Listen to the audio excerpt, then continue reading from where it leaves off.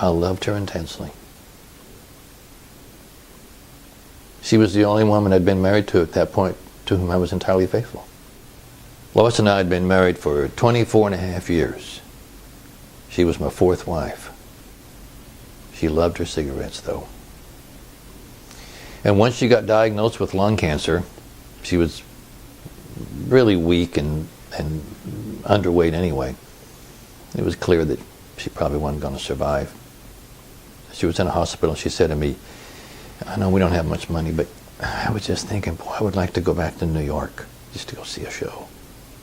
And I'm like, if we could, go to Paris, go to France. I'd like to go out to Monet's gardens, because she loved to garden. Well, I didn't have the money to do it. But what I did was I had a fundraising campaign that NPR would be proud of. I got in touch with everybody in the country I knew via email. And some people contributed $100 and some $500. But I was able to bring it to New York for a week, stayed with some friends, got to see David Hyde Pierce in a very funny, satirical crime drama. And then I got her to Paris. And it was hard on her, but she wanted to be there.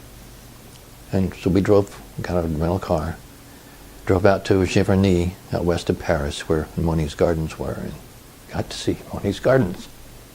And I saw her look out across there, just drinking it in, because she loved it so. And I was so glad that we got to have that moment together.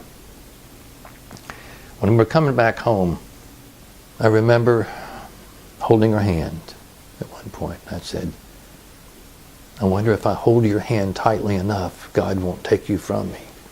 And she said, sometimes you just have to let go. And so I did. A couple days later, she was getting weaker and weaker. The hospice nurse said she could go at any time. So there was 5 of us in the room there, her brother, some friends, and me. So at about 7:24 in the evening, it was in November, it was dark, it was cold outside. She stopped breathing. And there was just the sound of the oxygen generator in the room. I reached over, felt for the carotid artery. There was no pulse. So I took the oxygen tubes away, turned off the oxygen generator, and it was eerily quiet in the room because that thing had been on for days. And I put my hands over and closed her eyes and pulled the sheet up over her face. I don't know why I even did that. I guess I'd seen those movies about what they do when people die. So I got to be right there with her when she breathed her last breath. And you know, I'm really glad I was there. Sometimes you just have to let go. And so I did.